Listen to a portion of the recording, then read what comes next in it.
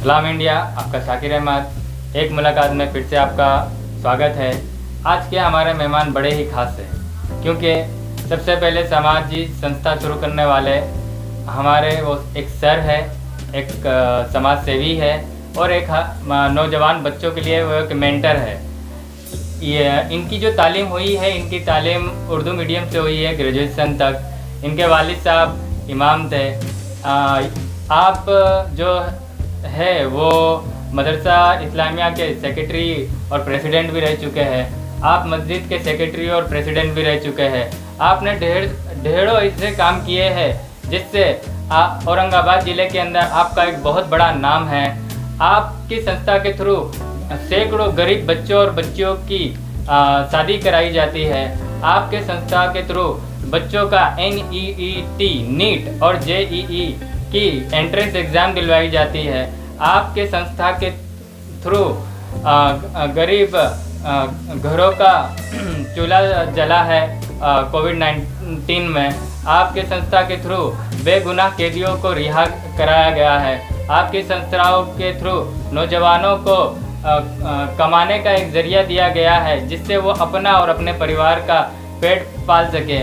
आइए देरी किस बात की, मिलते हैं वन एंड ओनली वन, हमारे हर दिल अजीज, हमारे सर जनाब मोहम्मद दायम सर। आपका स्वागत है हमारे चैनल पर। शुक्रिया, बहुत बहुत शुक्रिया। और सबसे पहले तो मुबारकबाद कि इस तरीके के जो चैनल की शुरुआत आपने की है, इससे सबसे बड़ा ये फ़ायदा होगा समाज को कि लोग जानेंगे कि किस तरीके से सामाजिक कार्य में आगे बढ़ना चाहिए, काम करना चाहिए। इसलिए कि ये बेलौस खिदमत होती है, इसमें अपना वक्त, अपना पैसा सब कुछ लगाना पड़ता है, तब जाकर आदमी उस काम को अंजाम देता है। लेकिन ऐसे काम है जब जो आदमी लग जाता है तो फिर उसको एक अलग ही लुत्फ़ और एक अलग ही मज़ा आता है। तो कुछ बातें आपने बढ़ चढ़कर हमारे बारे में बताई, शुक्रिया आपका। मेरा नाम सर ने बताया, मेरा नाम सैयद मोहम्मद दायम है। मेरी बुनियादी तालीम औरंगाबाद से ही मदरसा इस्लामिया से हुई है। यहाँ से मैंने आलिम ऑनर्स किया। उस वक्त फ़ाज़िल की पढ़ाई यहाँ नहीं हुआ करती थी, इसलिए मदरसा सुलेमानिया पटना से मैंने फ़ाज़िल की तालीम मुकम्मल की। उसके बाद पढ़ने पढ़ाने का शौक़ शुरू से ही रहा है। तो मैंने बिहार से ही ट्रेनिंग पास किया 89-91 में, लेकिन काम करने का शौक़ था, जज्बा था, शुरू से ही पढ़ने पढ़ाने का था। तो अपना काम में लगा रहता था, सामाजिक कामों में भी लगा रहता था शुरू से ही। जहाँ तक सामाजिक काम का बात है तो मैं तालिब इल्मी के ज़माने से ही कहीं ना कहीं कुछ ना कुछ समाज के कार्यों में लगा रहता था। उससे मेरे दिलचस्पी बढ़ती गई और एक शौक़ पैदा हुआ कि अगर अल्लाह ने मौका दिया तो मैं और भी समाज के कामों में बढ़ चढ़ कर हिस्सा लूँगा। जैसे जैसे आगे बढ़ता गया आदमी और जैसे जैसे अपने पास भी सलाहियत कुछ आती गई तो हम काम को बढ़ाते गए। उसके बाद 2011 में हम चंद साथी, यानी हम लोग 7 थे जो बुनियादी मेंबर कहिए, हम लोग एक जगह बैठे हुए थे और एक बात आई कि एक संस्था बनाकर, एक इदारा बनाकर काम किया जाए, उसमें कुछ मज़ा ही कुछ और होगा। उसके बाद हम लोगों ने 2011 में 7 फाउंडर मेंबर को लिया, जिसमें अतहर हुसैन मंटू जो हमारे अभी मैनेजिंग डायरेक्टर हैं, जनाब ज़हीर हसन आज़ाद साहब एडवोकेट, महफूज आलम साहब जो फुटबॉलर हैं, ज़िला टीम के मैच खेलते उलते हैं, खालिद साहब हैं, मोहम्मद इकबाल साहब हैं और मुज़फ़्फ़र इमाम कुरैशी साहब हैं। ये सात हम लोग मिलकर एक कमेटी बनाई जिसका नाम हम लोगों ने रखा इस्लामी बढ़ते कदम। और उसका मकसद ये हुआ कि हमारे मज़हब इस्लाम में जो बताया गया है कि किस तरीके से लोगों की खिदमत की जाए, तो उससे इस्लाम बढ़ा भी है। तो हम लोग इसीलिए उसका नाम इस्लामी बढ़ते कदम रखा और उसके बाद काम शुरू किया।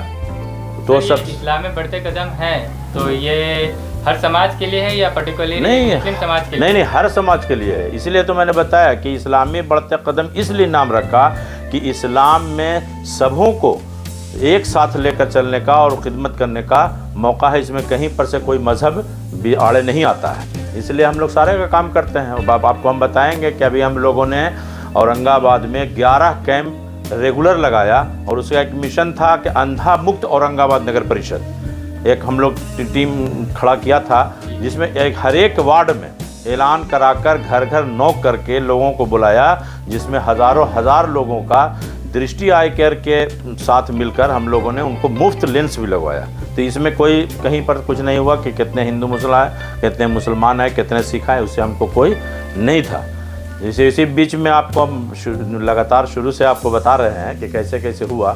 इसमें फिर बीच में एक बात आएगा कि हम लोग ऑक्सीजन बैंक भी चलाते हैं। तो ऑक्सीजन बैंक, ऑक्सीजन ऐसा होता है, ज़रूरत पड़ती है कि अटेंडम कोई आदमी आता है 12 बजे, 1 बजे, 2 बजे रात में। उस वक्त ना कोई ज़ात, ना कोई मज़हब, ना कोई मोहल्ला, ना कोई शहर देखा जाता है। सिर्फ इतना देखा जाता है कि संस्था का ये सामान लेकर जाएं ये तो हिफाजत से फिर वापस आ जाए। कल भी हमारे रास्ते में एक आदमी का फ़ोन आया था कि हमारी वालदा की बहुत ज़्यादा तबीयत ख़राब है, लेकिन उनको ऑक्सीजन महीनों महीनों चलेगा। तो सर वो इस पोजीशन में नहीं है कि हम ऑक्सीजन ख़रीद सकें। हम उसमें बोला कि मिल जाएगा, यहाँ से है सारा सामान। तो खैर हम बता रहे थे कि 2011 में हम लोगों ने एक कमेटी कायम की और उसका मकसद ही था कि आज आपके 11 साल हो गया। हाँ, लगभग 11 साल 12 साल का हो गया। और वो जो कमेटी हम लोगों ने कायम की तो उसका सबसे बड़ा और पहला काम जो हम लोगों ने ऐलान किया वो था इज्तिमाई निकाह। और ये हमको मिला था कि इस्लामिया हॉल पटना में एक मरतबा मैंने देखा था स्टूडेंट लाइफ में, जब हम वहाँ से फजीलत कर रहे थे, फाजिल की पढ़ाई पढ़ रहे थे, तो 25 जोड़े की शादी इस्लामिया हॉल में की गई थी। वहाँ से हमको एक सीख मिली कि क्यों नहीं हम भी अपने समाज में, जैसे हिंदुओं के समाज में भी हो रही है सामूहिक विवाह, तो हम बोला कि वहाँ मेरे मुस्लिम नहीं जा पा रहे हैं या वहाँ उनका इंतज़ाम नहीं हो पा रहा है, क्यों ना हम सिर्फ मुसलमानों के लिए इज्तिमाई निकाह का ऐलान करें। ये कब देखे थे? थोड़ा ये देखे थे 1992 वगैरह में। 1992 जी जी। 1911 में। हाँ, फिर 1912 में सबसे पहला निकाह हुआ। तो देखा था उस टाइम में, वो स्टूडेंट लाइफ था। हाँ, लेकिन उस टाइम में था कि वैसा माहौल नहीं मिल पा रहा था, वैसी सर्किल नहीं मिल पा रही थी, करने का एक जोश था। लेकिन जोश था कि हम जो है इस तरह का काम करेंगे। तो हम लोगों ने जब ऐलान किया तो हम इन लोगों के बहुत ख़ास दोस्तों ने भी बोला कि अरे भाई, एक की शादी पूरा मुकम्मल कराना इतना मुश्किल काम है, आप ऐलान करा दिया कि 11 शादी कराएंगे। तो हम बोला कि देखिए अल्लाह पूरा करेगा, और हमारे जो डायरेक्टर साहब ने कहा कि करके दिखा देंगे। ठीक है, चलिए भाई, और अल्लाह ने हम लोगों को बरकत भी दी। लेकिन उस साल झिझक थी लोगों को, सिर्फ 4 ही दरख्वास्त आई।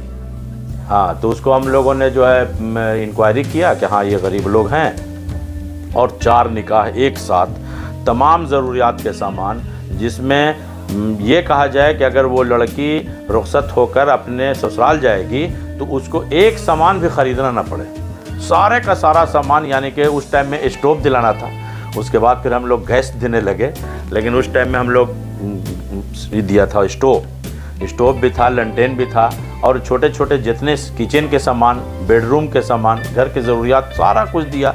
लोगों ने बड़ा सराहा, और ये एक चर्चा का विषय बन गया कि भाई इस तरीके का औरंगाबाद जैसे छोटे शहर में भी इन लोगों ने एक इज्तिमाई निकाह का प्रोग्राम किया है, जिससे हमको बहुत खुशी हुई हम लोगों को, और हम लोग को एक हौसला मिला कि नहीं, काम और किया जाए। लोगों का भी सपोर्ट मिला, बहुत सपोर्ट मिला लोगों। ये कि नया कॉन्सेप्ट था जी, एकदम औरंगाबाद के लिए नया और पहला था। यानी कि जैसे देखिए, समाजी खिदमत हम लोग स्टूडेंट लाइफ में भी करते थे। अंजुमन तरक्की उर्दू के तरफ से औरंगाबाद में 25 वर्षों तक आई रिलीफ कैंप लगाया गया है, जिसमें हम लोग, जिस टाइम में हम लोग 12 बरस के थे, 14 बरस के थे, तो हम लोग जाकर शीशी साफ़ करना, मरीज़ों की खिदमत करना, मरीज़ को उठाकर रूम तक ले जाना, ये सब सारे हम लोग काम करते थे।